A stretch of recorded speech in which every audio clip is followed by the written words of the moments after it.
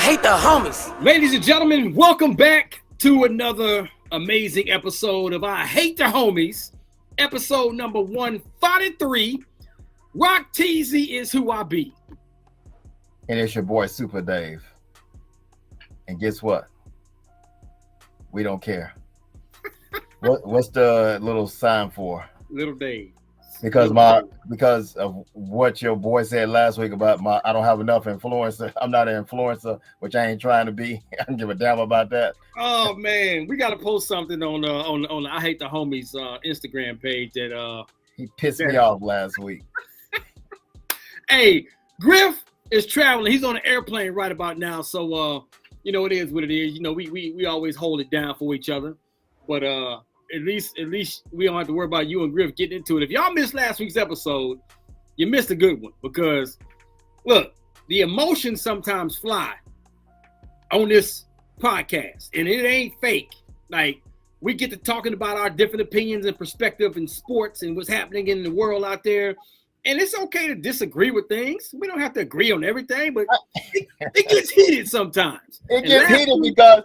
And you know this, man. And you know this. All I said last week was Cam Newton had his top 10 quarterbacks in the NFL.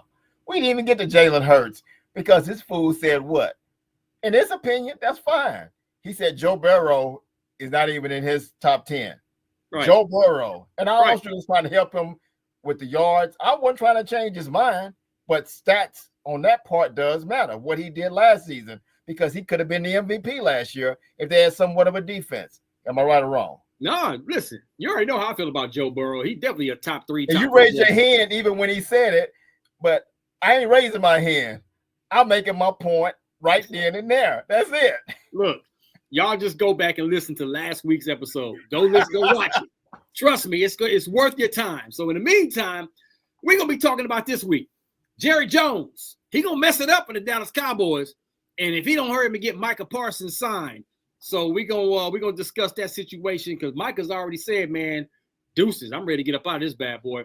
Shedeur Sanders has been announced. He's gonna start the first preseason game for the Cleveland Browns. What? Oh, I'm ready to get into this right here. College football coaches poll is out. It's not the official AP, but it's a start. So this is always an exciting time of the year. And Colin Kaepernick's girlfriend / wife says, I got to set the record straight to everybody out there.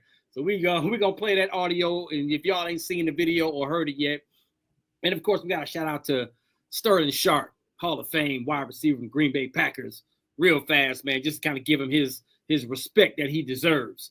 All that's happening right here on episode number 143. I Hate the Homies podcast. Let's go. I hate the homies.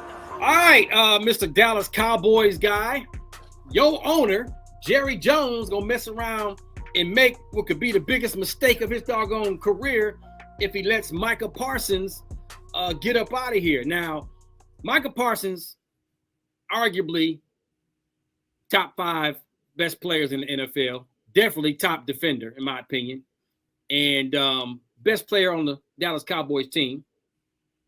Has been trying to negotiate his new contract. And he thought everything was going to be simple and easy. Hey, here's what I want. Let's go. I've earned it. But now it's stalled out. And he has come out on record and saying, I want to get traded. Like, just trade me. Like, get me up out of here. So when the player starts talking like that, you know they ain't even close to being on the same page with negotiations of the contract and agreement. So Jerry, they asked him, is Micah Parsons going to be on the field for the first game of the season? And he's like, no, it doesn't look that way. That's pretty much what he's saying. So I'm like, golly, this is worse than I even thought.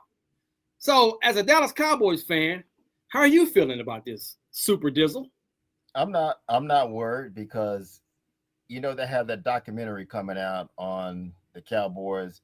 We played a part of it on the show a few weeks ago. It's coming out, I think, next week on Netflix about the dynasty. I don't know. I forgot what it's called. I need to look it up. But they were talking about the Cowboys. And what Jerry said in that one little clip that we played was the Cowboys are soap opera 365 days of the year. I think this whole thing was planned out by Jerry. I think we saw the same thing with Dez Bryant. Am I correct? We saw the same thing. We saw the same thing with CeeDee Lamb, who held out last year, who took them. What was it? He wasn't friends with the Cowboys anymore on Facebook or whatever social media he was on during that time. So he took them off. So everybody started going crazy about that. End of the day, he can't go nowhere. I'm talking about Micah Parsons. Yeah, you can ask for a trade. You can ask for a trade all day, but this is not the NBA. The NBA players, they run that league on the other side. The NFL is run by who? The owners. And it's all a game. What Jerry's doing right now is all a game. Mike is going to get his money, and he will be playing against Philadelphia on opening night. It won't be a problem there. Just like we saw with Myles Garrett, a month ago when he was complaining and he wanted to win. Remember that he said that? Oh, yeah. He wanted to get out of Cleveland because he wants to go win. And what happened that weekend after we made that announcement on our show? He got paid. And at that point, he was one of the richest players, defensive players in the NFL. That's changed now, but he's one of the defensive players. And now Michael Parsons is going to top that. He's going to get his money. Yeah. I agree. And Rock, he's still on the contract. No, I agree, man. Look, Jerry loves a reality show. He loves it. He loves it. He loves putting on the show. He loves making. You're right. You pointed out something that is a pattern. It's the same thing. He wants everybody to kind of panic. Oh no! Look, you'd be a fool to let Micah Parsons even attempt to try to get away. So yeah, I'm with you on this one, man. I'm with you when you're right. It's all part of the. It's all part of the story. And he's not going anywhere. And I always thought about this. Think of it like this. The Cowboys have a new head coach, right? Yep. Shoddy, right? Yep. So you put all his attention on Michael Parsons right now with his contract, which you know he's going to sign. And Jerry's going to throw him. He's going to be the top player in the NFL defensively, money-wise, forever how long it's going to be before somebody tops that. But the whole point is, what are they doing? What is Jerry doing right now? Taking the attention and the focus off of who? My new head coach. Because if you sign Michael Parsons, what do we focus on now? We'll focus on the new head coach for the Cowboys. Yeah, what are you going to do? We're not doing that now. They're letting him do his thing. We're not even talking about what they're doing on the field. We're talking about Michael Parsons. So the attention stays on the Cowboys, and it stays on less pressure on Shoddy and what he's doing with the Cowboys as the new head coach. We'll see what he does on the field starting in September when they play the Philadelphia Eagles. But right now, the pressure's off of him. They're not talking about him anymore. They're talking about, I know it's a distraction. We say distraction. Jerry loves distractions. But we're talking about Michael Parsons. And it's taken away from what they're doing on the field. And the Cowboys can go do their work now because you know this. We've seen it with Dez. We've seen it with Romo. We've seen it with Roman had to go through this, what Dez had to go through, but with CeeDee Lamb, what he had to go through, the star players. Mm-hmm. They're paying the regular players. You see that. They played Ferguson last week. Oh, yeah. Yeah. Wasn't a big splash about that, right? Right. They paid him. But see, let me tell you something about why Jerry likes to play chess. In this part, I'm actually not mad at him about this part. He shared a story about when he was negotiating the first extended contract for Tony Romo, him and Bill Parcells. Yes. And he was like, they took him in a room. Yeah, they took him in a room, and Jerry, it was on a little small table with 3 chairs, and their knees was almost touching. Like, Romo shared this story too. Their knees was almost touching. And then Jerry Jones is right here, and Tony Romo, and Bill Parcells is right here. And Romo was like, yo, what's up? And they're like, hey, man, we can't put you on the field until you sign this contract. And Romo's like, well, what you mean? He's like, look, you're not getting on the field because if you get on the field and you perform well, you're auditioning for all the other teams to offer you a contract or want to sign you or whatever. We're not going to do that for you until you sign this paperwork pretty much. And they said Tony Romo sat there and looked at both of them and was like, sorry, I can't do that. He knew his value. He knew how valuable he was. Give me what I'm worth. He knows what I'm worth. Give me what I'm worth, pretty much. And Jerry was like, cool. Yeah. But it was a test. It was a test because he was like, man, did you see that dude? He didn't even flinch. Most players would be like scared, intimidated, whatever. He didn't even flinch. And he's like, look, I don't care what y'all talking about pretty much. I know what my value is, and I want what I want, or cool. You ain't got to play me pretty much, you know. Yeah. And they end up getting, he ended up getting what he wanted to get. But that was a test of mental toughness, and that was the whole reason on why they did that. So I can see why Jerry does what he does, just to kind of check the mentality of his players, because he knows if they can handle that, when they get on the field, man, ain't nothing gonna shake them. But see, it's funny because I don't know if you remember this. It was during the playoff tournament or maybe the Big 12 championship. I can't remember when it was Mike. It was played at Cowboy Stadium at the Death Star, and you saw Jerry Jones and Michael Parsons in the suite. Mm-hmm. And at that point, they were talking. I think Jerry was trying to get a deal done, but Jerry you can't get a deal done without going through the agent. But he slapped the agent in the face like but a month ago, saying he never knew the agent. Agent's a big time agent. Come on, Jerry knows him. Come on. And Jerry may not talk to him because it's probably Stephen Jones, but he knows who that agent is, and he can't make a deal without going through the agent. Nobody's going to do unless that. you're Lamar Jackson. Unless you're Lamar Jackson, but his mother was the agent still. Right. I mean, you have somebody representing you, whoever that is. So Jerry, you're not going to do a handshake deal at a Big 12 championship game and get a deal done with Michael Parsons, making him the highest paid player, and live on that. It has to be written out with a signature, with the money and the guarantees on the line. And that's what we're going to see in the end. He's going to be the top player in the NFL on the defensive side, beating Myles Garrett and the other guy from Pittsburgh. So he's going to get his money. Yeah. Why got what? He got 125 guaranteed. Yeah. Yeah. No, he gonna get it. He gonna be the highest paid defensive player this year. He gonna get it. You're talking about maybe, and you always see this. You're gonna see this where it may be 127, it may be 130 guaranteed, but he's gonna be the highest paid player. CD got his money. Dez even got his money during that time. Mm-hmm. And Dez was talking noise. He's talking noise over the weekend because I think Jerry brought his name up while the media was talking to him. Dez took offense to that and said, "I know a lot of dirt about you, Jerry." I'm like, man, come on, Dez. You ain't been in the NFL in so long. Why are you even relevant anyway? He's trying to stay relevant. He's trying to pop back into relevancy. That's all. That's how that is, man. That's how it is. It's with social media, man. You can. He's trying to become an influencer, right? That's it, man. Influencer can be so many different things. I want people to still know about me and who I am. So I'm gonna say some stuff, whether it's good or bad, accurate, sad, happy, don't matter. As long as people talking about my name, I'm good, and that's probably why he said that. Okay, let me ask you this: end of the day, will he be playing against Philadelphia on that Thursday night? You talking about Micah? Absolutely. Yeah. The Super Bowl. Okay. Yeah. It's Jerry's getting what he wants right now. We're talking about it. Yeah, absolutely. And that's why Micah is like, listen, man, you ain't even got to come to practice. You ain't got to come to spring training. Just stay in shape and be ready for opening night. Come on, man. He didn't come last year. Exactly. So listen, it's all we've identified. This is all part of the show, and Jerry loves the show. So let's move on to Shedeur Sanders. I guess what makes me mad is if we can figure that out, and I know the media is the media, but they sit here and bite on things like him saying he wants to be traded, and they start looking at teams that may pick him up. He ain't going nowhere. What are we talking about? They're supposed to do that because it's all about the headlines. They got to have big headlines in order to sell. Old school newspapers or digital likes and the subscriptions and all that online. It's all about the headlines. So they're supposed to do that, man. Media is supposed to do that. It is what it is. Take something little and make it big. Or you take something big and make it even bigger. That's media. But we both know he ain't going nowhere. This is not nothing like Emmett in 1992 when he set out those first 2 games.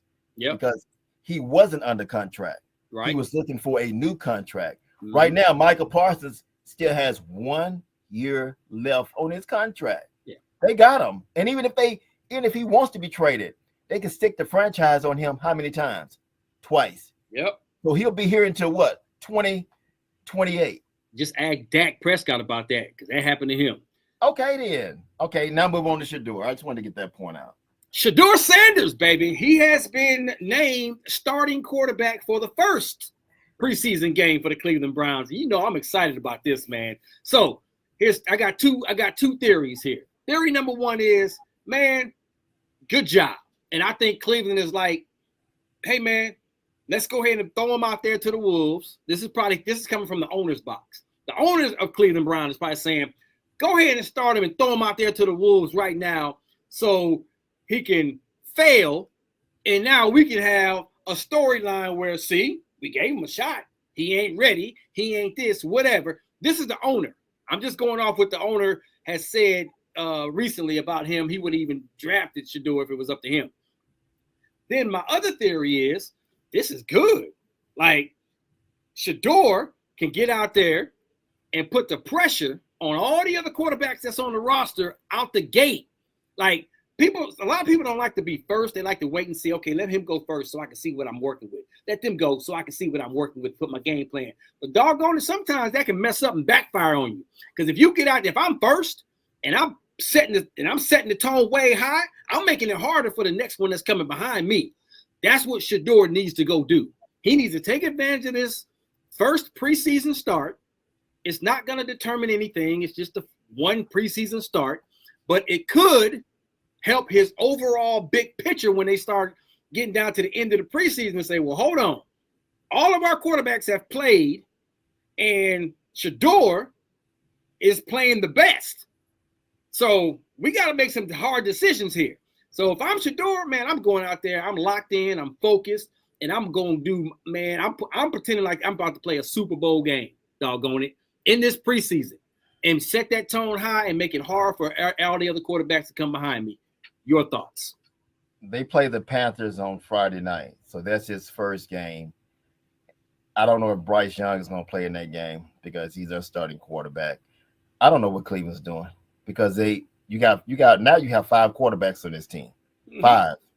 Because you have Deshaun Watson, who's never going to play again for the Cleveland Browns. He got 4. Okay. But I had to throw that out there because he's still right. a Cleveland Brown. You got Joe Flacco, to me, who will be starting this season and who will be the starting quarterback. You got Pickett, who's been hurt. And also, what's his name? Joe Flacco has been hurt too. That's why Shedeur is playing this game because all 3 quarterbacks ahead of Shedeur are hurt. They're all hurt. So they brought in one more quarterback. They brought in Snoop Huntley. They brought him in this past week. So now you have 4 quarterbacks that can actually play. We're not counting Deshaun Watson, but you have 5 total quarterbacks. So I guess Huntley would be the backup quarterback on that particular game against the Panthers, and Shedeur would be the starter. I mean, I'm fine with it. I mean, I know what you said about you want to be like the middle guy or the last guy to go and see what everybody else is doing, but he's the 4th string quarterback right now. You got to take your chances right now and put him out there and see what you're about. You ever heard of a quarterback named Tom Brady? Who was starting in front of him before he got hurt? Drew Bledsoe. Drew Bledsoe got hurt. Now, I know this is a little different because it's in a regular season game. Okay. Drew Bledsoe got hurt. Tom Brady went in, and the rest is history. Drew Bledsoe never got his starting quarterback job back. You ever heard of a guy named Wally Pipp? Wally Pipp is a guy, old school baseball player, played with the Yankees. He was a catcher. He got hurt. They put Lou Gehrig in. Lou Gehrig balled out. Wally Pipp got healthy again. Too late. Lou Gehrig was balling so good, they couldn't take him out the starting lineup. Wally Pipp never saw the starting lineup ever again. So this brings me to, I don't care who's hurt right now. Okay, Shedeur, you're the healthiest quarterback. Everybody else is dealing with injuries, so you're going to have to go out there and play for us. Great. Go out there and ball out. As I said, treat this thing like a Super Bowl. Go make it hard for them to say, are you sure we want Joe Flacco as our starting quarterback? Because look what Shedeur doing. He's shredding these defenses. You're right. It's not going to be the first string defenses. Okay, that's okay. 95% of the time, it's not going to be the first string defenses. Okay, but I ain't got to say nothing. Play with the cards that you're dealt. That's fine. It doesn't matter I don't care if it's a bunch of JV high school players out there on the field on playing defense. Go dominate them, Shedeur.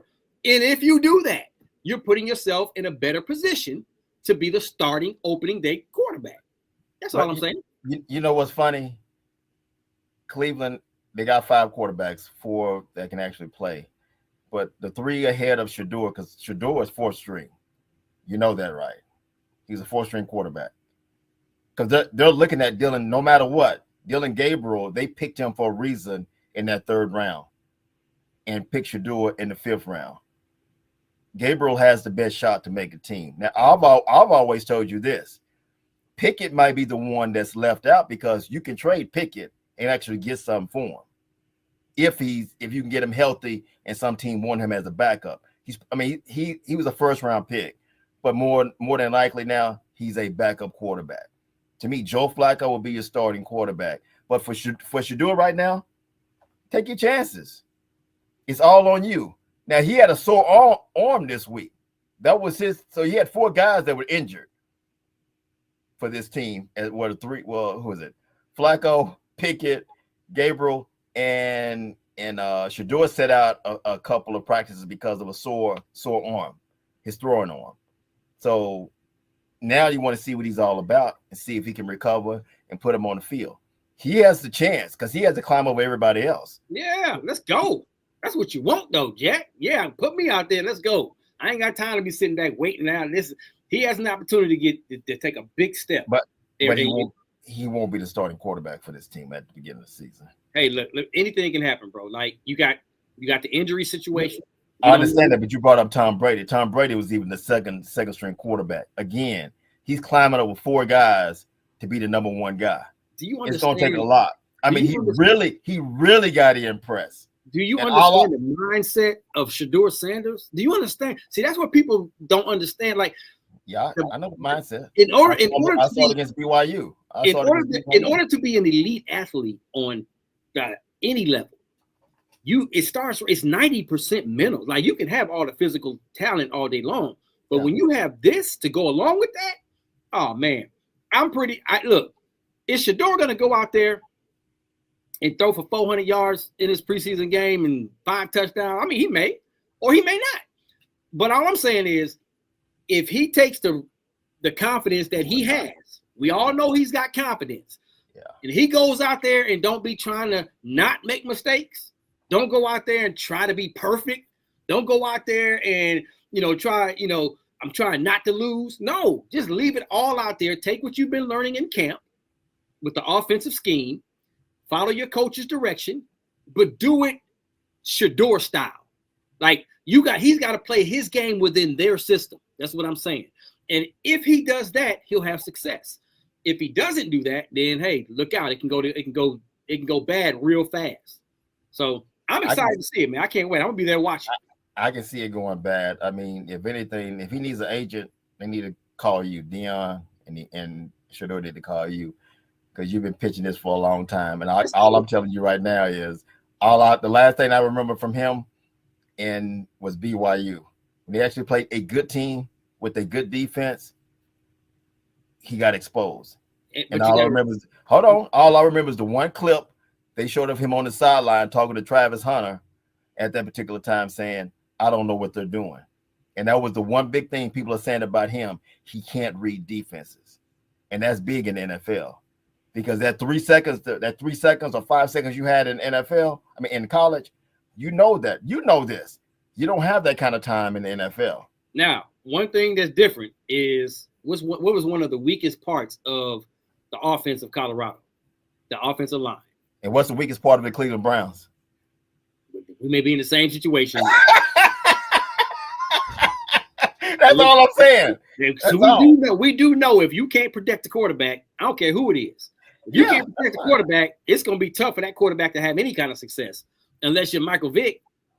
You know what I'm saying? He was the only one that can kind of scat and move Randall Cunningham back in the day, but you got to be able to protect that doggone quarterback. And Shedeur is not fast. But you got to be able to protect the quarterback, but your quarterback also has to be able to read defenses. Yeah, you got to have him read. You got to have him quick reads. I think the offensive scheme, he's going to be used to the offensive scheme with Cleveland because all of Dion's coordinators were former NFL players or or former NFL coordinators or whatever. So I saw Colorado's offense. I'm not giving them props for that because when they play good teams, they didn't show up. I can't give them props for that. I don't know. I think they showed up considering the talent that they had. They had Travis, Shedeur, and then Horn. Now, no disrespect, but the specialty players on offense were all solid, but everybody else was just kind of like, you know what I'm saying? So considering what they had to work with, they did pretty good over 3 years. So, let's just see what happens if he can make this jump. So, hey, we about to get ready to find out. And you know this because we saw it with Dak here, and when Romo got hurt during the preseason, and during the season, and then they had Dak play all the snaps during the preseason, and in certain games Dak looked good, but again they were saying the same thing you just said. You're going against second and third string talent, and they're not really game planning for you. That's going to be the story right now for Shedeur. Can he perform well against that second and third string teams or teams that they will play? And how many games will they give him? We're talking about one game because of the injuries of these other guys. Pickett's still going to get his shot because if you still want him or you don't want him, you want to see what he's about so you can trade him and get something for him. So it may give Shedeur a shot to be on this team. But Dylan Gabriel will be on this team. I'm telling you. They picked him in the third round for some reason. They saw something there. I'm not a scout. I liked him at Oklahoma. I really did. And then he went to Oregon. You saw what he did at Oregon last season. So I don't know how he's going to be in the NFL. He is undersized. But we can also say that about Russell Wilson. He was undersized. Doug Flutie. We can name a whole bunch of quarterbacks that wasn't supposed to do as well as they did in their career. Look, there's been a lot of misfires. Jamarcus Russell. There's been a lot of misfires. He was the number one pick. That was the worst. He was the number one pick. And it had to be the Raiders. That may be the biggest flop in NFL history, Jamarcus Russell. But anyways, hey, people miss sometimes. And some people miss on who they thought wasn't going to be good, and they end up being a superstar, like Tom Brady. So. But again, I know you keep bringing them up, but he was already second string. We're talking about what Shedeur has to do right now. We haven't even played the game yet, but he has to jump over 4 other guys. That's all I'm saying. It can happen. It can happen. It can happen. I'm not saying it can't. Keep it straight right there, Shedeur. Go out there and play the way you know how to play within the system of the Cleveland Browns, and let's go to work. You know what? I changed that. It won't happen. And I got confidence in you, big dog. I got confidence in you, little bro. Let's go to work.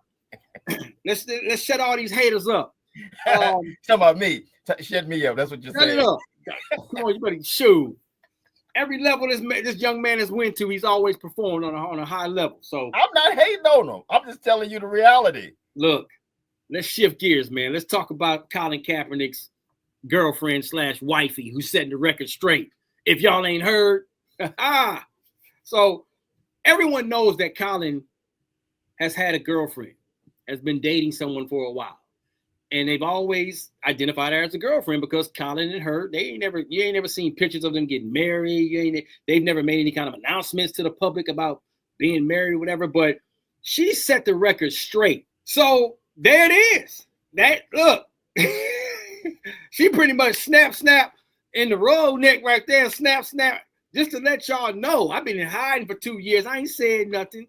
Y'all over here chirping, doing all this stuff. I'm not only the wife, but I'm the mother of this child. So there it is, man. I mean, so I like it. I ain't mad at it, man. Just like I'm the type of person that I like to move in silence. I don't care what people say. I don't care what people think. It is what it is, whether it's true, false, or whatever. But sometimes I guess you just gotta set the record straight just to let y'all know, don't get it twisted. Can I say this? I'm one of those people, and I can ask the people out there, are there hands that care about this? Because I don't. And she's talking about, she's been quiet for 2 years. I didn't know she was there for 2 years. I really don't care. I don't care about Kaepernick. Hey. The only one that tries to keep Kaepernick on this show relevant is who? You. That's right. Anytime Kaepernick need to be in the league right now. Oh, he's 40 years old. I'm just exaggerating. No, he does not. Man, come on. You can't sit up here and say that he's not better than some of the third and fourth string quarterbacks in the league right now. Yes, he's not. Oh, no, come on, man. How long has he been out the game? It doesn't matter. Colin Kaepernick. It does matter. I'm talking about physical talent. Now, we don't know where he would be mentally, but if he got on the field right now, physical talent, he could perform just as good as some of the third string quarterbacks in the league right now. He can make a roster. He's good enough to be on somebody's roster. No, he's not. Let me tell you why. It was 2 years ago. Hold on, it was 2 years ago. Didn't he have tryouts for the NFL? And he set up something where scouts can come out and see him. And did anybody give him a call? Bro, I'm just asking. Why do you think they're black? They blackballed him. They didn't have to take the call. All I'm asking you is, did anybody call? If somebody really needs a quarterback, and you know how quarterbacks go down in the NFL, if they really needed a quarterback. Not if you blackball.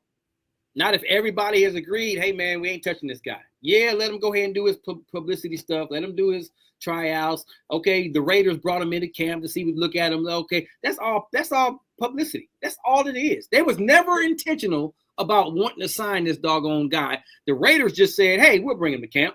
You know what I'm saying? We'll bring him for a tryout. Did he settle with the NFL? Yes or no? Yes. He took money, right? I believe so.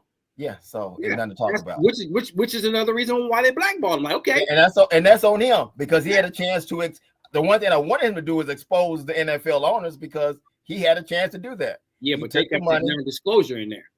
He took the money. It ended all that. Yep. With now, the non-disclosure. If you would have said 1 year after because he had a chance to be with the 49ers, but he was looking for money at that particular time. Even with all the kneeling and everything was going on, he had a chance to be with them. He wasn't. So even if he sat out for a year, teams would have been calling him, because guys were going down like flies in the NFL. Look, and they're still doing that in the NFL, and nobody's calling him. Listen, and you're still pitching. You should be his agent. You should be his agent again. I've seen enough of the third string quarterbacks in this league, and I know Colin Kaepernick can step right in here and be somebody's third string quarterback off the street. If you can bring Joe Flacco off the couch, you can bring Colin Kaepernick off the doggone couch. And Colin Kaepernick is in physical shape. Joe Flacco was just chilling. But Joe Flacco was only gone for a half a season. They brought him in. It was the next season, halfway through. We're talking about now. What you're saying now? He's been out the league for how many years? No, he's been out for about 5, 7 years? Almost 6, 7 years. So. Oh, yeah. Am I saying he's going to step right onto the doggone field and dominate? No. But I'm just saying, is he good enough right now? No, he's not. Talent to be at least somebody's third string quarterback. No, I think he is. At least a practice squad quarterback. No, he's not even for practice squad. Come on, man. Get out of here. Why am I wasting my time with him? I got young guys coming out. They can do the same thing he's doing. Let's talk about the college football poll, because you don't want to fight that. That's fine. But I won that one. Go ahead.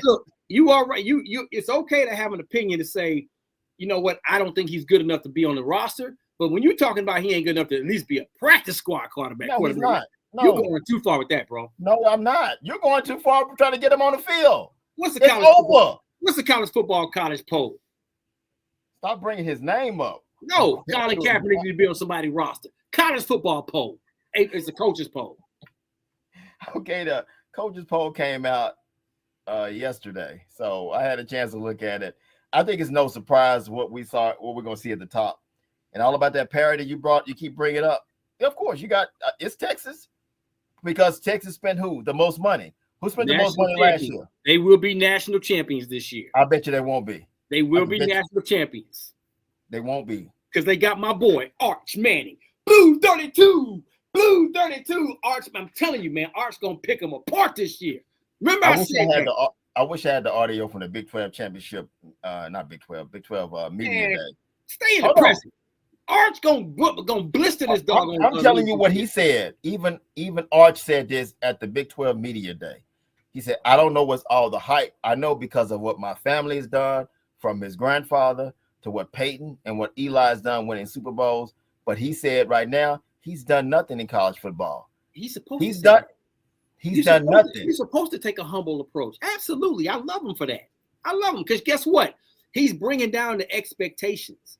And see, that's what he's brilliant. You bring down the expectations. So now when you over deliver, it's like, yo, versus, You ain't supposed to come out and talk. Hey, I'm the best man. I'm better than my older brothers. I'm better than this. I'm better than my uncles, and I'm better than my granddad. I'm better. He's taking the perfect approach. I'm just gonna be quiet. I'm gonna move in silence, and I'm gonna bring my expectations to the public down. It's strategy, man. It's chess. He playing chess with this, man. He won't be the best. He won't be the best quarterback in college football next season. He may not be the best quarterback, but they're gonna be the best team. Texas gonna be the best team. Well, hell, you bought so between them and Texas Tech, they got them number Texas Tech sitting number 24. They spent money. They spent a whole bunch of money to be where they are there, but Texas got that different kind of money. And they've been building for this over the last 3 or 4 years. But there's always something missing about Texas. You know that. Even last year, you thought they were a team that was going to win the national championship. Yes or no? You know what was missing? And I love him to death. Quarterback. He was cold. He was cool. He was solid. He had a solid career. But the quarterback was missing. He wasn't the one that's going. He almost, he got him there. But it's like if Arch was the starting quarterback, starting from the mid-seat, because when what's his name, when he went down, starting quarterback. When Ewers went down, if Arch could have remained the starting quarterback the rest of the year, I think they would have won a national championship. And that was last year. That was a younger version of this kid that's coming in this year. Oh, with the 2 tomato can teams he played while Quinn went down, that's what you're building on. Because he said this. He didn't play top-notch talent yet, because that's when you play for Texas, when you play for Alabama, you play for USC. If you're the quarterback for those teams, even Georgia, when you're the quarterback for those teams, what are you looking at? It ain't what you do against the small teams. It's what you can do against the big teams. That's an we're going to find out early, because the first weekend was August 31st. At the Horseshoe, it's Texas, Ohio We're going to find out if he's really the real deal. Let's go. Let's go. Got a one big question mark, and I know Texas has money. I know they spent money, but the one thing they don't have right now, and they're unsure of, offensive line. I don't think they have anybody returning. They don't have anybody returning from that offensive line from last season. Yeah, but I got to do some research, but I heard they got some hogs. They didn't got some hogs coming back in. They got some more hogs coming. Okay. And matter of fact, they have, and I can. This is alleged, but one of the booster financial supporters of Texas, is a former offensive lineman from back in the day, big time money, wealthy person, and I think they have an NIL budget specifically for linemen. I ain't talking about all the other players in position, only for offensive linemen. So he uses his resources to bring in the best linemen that they can possibly get that's available out there for these NIL deals. And that's what I heard, but I'll go back and do a little research on that. Well, I think they're going to be fine there. And when Texas starts against Ohio State, they went into the portal and got players, but their starting lineup on both sides of the ball won't be anybody from the portal. These are homegrown guys that's been with Texas. So I'm not doubting what they're going to do on offensive line. I said they don't know yet. Yeah, because you have a brand new offensive. That's all I'm saying. All I'm saying is they got a brand new offensive line. But all you want to say, because you did it with Deion them with Colorado, and you said they bringing in the hogs, and you saw what happened. He was still getting his ass beat last season. And we don't know what you leaving out the main point. They got better year after year. Now, were the offensive linemen better from year 2 than it was from year 1? Yes.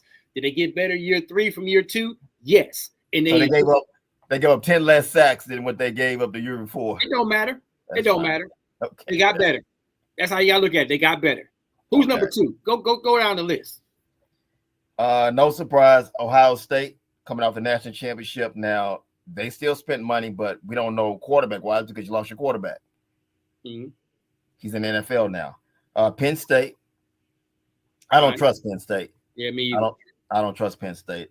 Georgia.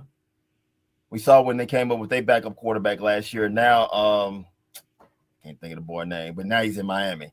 Their starting quarterback last year is now in Miami, getting paid there. To my back.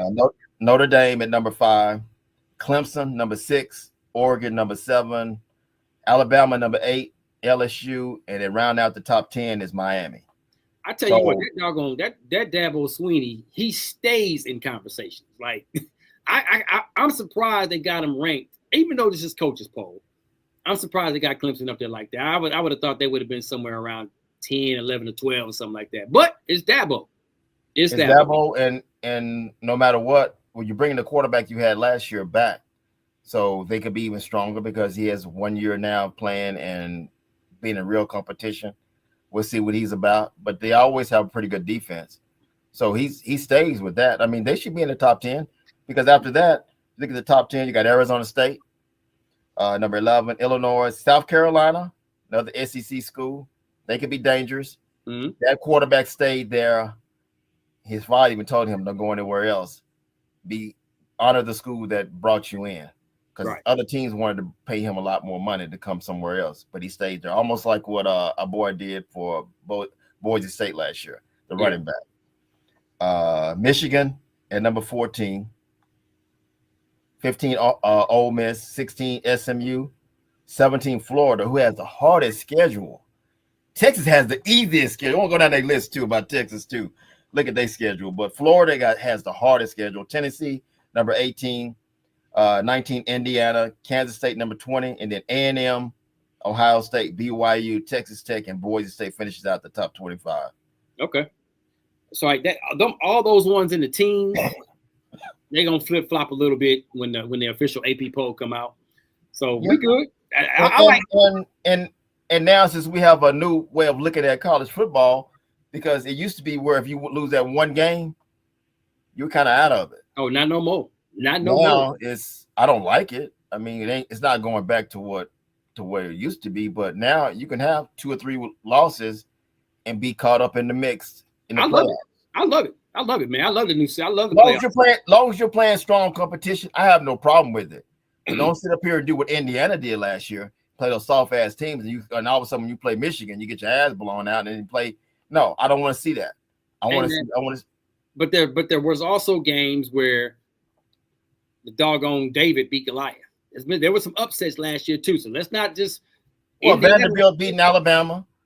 I give you that. Absolutely, like there was a few of those. Like, look what I mean. So let's not just put it all on Indiana, even though that was a great season they had last year. But I'm saying because they went 11.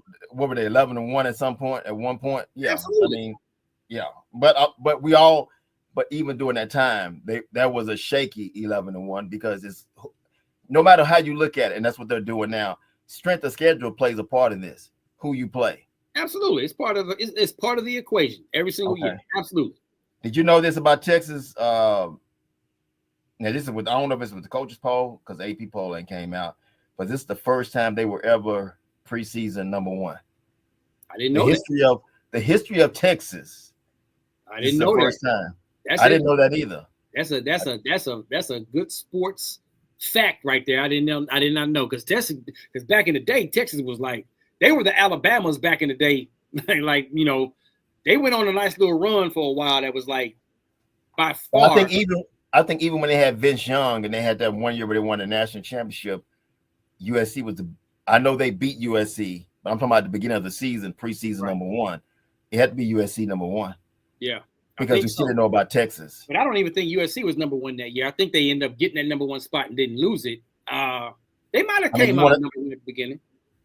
Yeah. It Alabama wasn't there yet. Alabama wasn't there yet. No, not yet. It wasn't. Yeah, we got to go. I think it was USC because USC was coming off a national championship the year before. That's right. So they had a chance to repeat. Yep. I think you're right. And they lost to Texas in the Rose Bowl. So I want to look at that Texas schedule right quick because I know that's your boy. I know that's what's his name? Arch. Go baby. Yeah. Why you doing that? We gotta shout out to Sterling Sharp. Sterling Sharp was just inducted into the Football Hall of Fame. If y'all don't know, man, if y'all don't know, of course, Shannon Sharp, we know what he did as a tight end in the NFL. We know one of the greatest of all time. But his older brother Sterling, wide receiver for the Green Bay Packers, He was a beast. An injury ended his career early. But this dude was the first big wide receiver. Like, he was the first considered like this dude should be playing tight end. But he wide receiver, like Sterling Sharp was like, he was a cheat code. And man, Shannon says it all the time. Sterling was better than Shannon. You know what I'm saying? And if you got a chance, if you've never seen his highlights, go back and look at Sterling Sharp highlight videos. And the dude was a monster at wide receiver. So congratulations to him for finally getting I remember him playing some of those playoff games against the Cowboys and eating that secondary up. Because the one thing he did, and he had Brett Favre as his quarterback, a gunslinger, perfect match. The one thing I did like about Sterling, he looked for contact. Oh yeah, he was the one making physical contact with the defensive backs and safeties. Like, come on, I love it. So this is the first time two brothers been in the Hall of Fame together, him and Shannon. So congratulations to Sterling Sharp, man. That's a beautiful thing. And if you didn't get a chance to see his speech, go look it up on YouTube, man, and listen to his speech. He brought Shannon on stage and gave him the jacket. Yeah, gave him his jacket. Like, man, yeah, he said Shannon gave him that first Super Bowl ring that Shannon got with the Denver Broncos. Yep. So he wanted to return the favor by giving him his yellow jacket. I love it. His gold jacket. Yeah. That's class. I mean, they brothers. I mean, you can tell Shannon looks up to Sterling. Oh yeah. Respects him. Yeah. He was like a father figure to him. Yeah. At the same time, he kind of helped raise them. You know what I'm saying? So because so talk to me about this Texas schedule real fast before we get up out of here. Hold on. He said that. Didn't he say that Shannon cried when somebody died? His mother, when their grandfather died, and when their father died. So did Shannon cry to him when that white girl took all his money? Oh man, come on, dog. Oh, you don't want to go there? Come on, dog. Matter of fact, that's a wrap. We ain't even gonna go over this. No. Here's the Texas schedule. Here's the text. I mean, it is. Look at the text. They got Ohio State opening week, August 30th. That's an 11 o'clock game too on Fox. San Jose State, UTEP, Sam Houston, Texas, Florida might be a good one. We got to wait to see where it's gonna be played. Of course, Oklahoma, Texas. Oklahoma has a quarterback now. Right. Texas, Kentucky, Texas, Mississippi. Vanderbilt, Texas, Georgia. That's in November. Arkansas, and then that last game against A&M could be a tricky game if A&M is good. I mean, it's solid. You know, it's not bad. They're in the SEC, so they're playing SEC teams. You know, so yeah, it's not that bad. That's a solid schedule, though. That ain't like super easy. You know what I'm saying? Yes. Going again, when you look at Florida's schedule, and you look at Oklahoma's schedule, they got more tough games than what Texas got. I mean, look what Vanderbilt did last year when they beat Alabama. Look at what Kentucky did overall. I mean, those are some decent opponents over there. So Mississippi, same thing. You never can count them out, you know. So hey, we're gonna find out, man. But that's a wrap, man. We thank y'all for once again tuning in to I Hate the Homies podcast, episode number 153. Go tell a friend to tell a friend. Download, subscribe, keep the 5-star reviews coming. Rock Teasy is who I be. It's your boy Supa Dave, but guess what, y'all? We don't care. The GRIFF will be back next week. Same Travis to the homie, man. Deuces. I don't care. I hate the homies.